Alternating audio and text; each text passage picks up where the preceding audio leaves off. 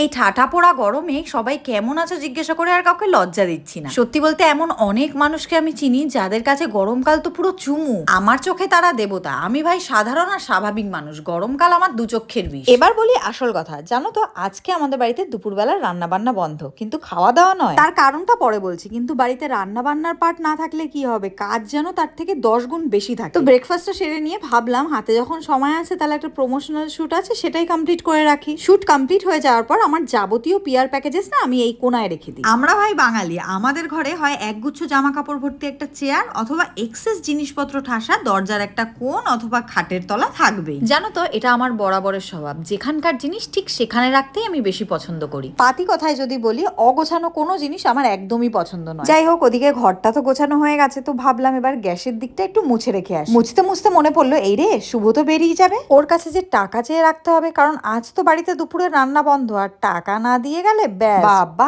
বেরিয়ে যাচ্ছিল আরেকটু হলে। যাই হোক, এবার ওর থেকে টাকা চাওয়ার পালা। সেই টাকা দিয়ে আজকে আমরা সবাই মিলে দুপুরবেলায় খাবো বিরিয়ানি। আমাদের বাড়িতে বিরিয়ানি খাওয়ার জন্য কোনো অনুষ্ঠান লাগে না, বিরিয়ানি খাওয়ার মন করলে আমরা সেই দিনটাকে অনুষ্ঠান বানিয়ে ভেবেছিলাম দাদা বৌদির বিরিয়ানি খাবো। সব আশায় জল ঢেলে হাতে 500 টাকা ধরালো, বললো পাড়ার ফেমাস দোকান থেকে আলু বিরিয়ানি চিকেন চাপ আনবে। আর কি করব, মনে কষ্ট নিয়ে ভাবলাম যাই ছাদ থেকে বাসনটা মেজে আনি। তখনই দেখলাম বুলু ওখানে কি খোঁচাখুচি করছে, মানে ওর শোয়ার জন্য জায়গা বানাচ্ছিল। ছাদে এসেই প্রথমে ছাদে এক গাদা জল ঢেলে তারপর ঝাড় দেওয়া শুরু করলাম, কারণ আগের দিন আমাদের ছাদে তুলোর কাজ হয়েছিল। বিভৎস রোদ ছিল, তাকাতে পাচ্ছিলাম না রীতিমতন। আমার মুখের এক্সপ্রেশন দেখলেই বুঝতে পারবে। ঝাড় দিতে না দিতেই দেখলাম জল শুকাতে শুরু করেছে। আমাদের সূর্যি মামা কতক্ষণ এবার তেজ দেবে, হয়তো তেজটা পেয়েছিল তাই জলগুলো খেতে শুরু করেছিল। এরপর চলে এলাম ঠাকুরের বাসন মাজতে। নর্মালি আমাদের এই জায়গাতেই ঠাকুরের বাসন বলো, জামা কাপড় কাচা বলো, এই সমস্ত কাজগুলো করা হয়ে থাকে। কিন্তু হ্যাঁ, এই জায়গাতে বসে এই দুটো কাজ করতে গেলে কিন্তু বুকে আর মনে বল নিয়ে আসতে হবে, আর না হলে আসতে হবে দুপুর 1টার পর, কারণ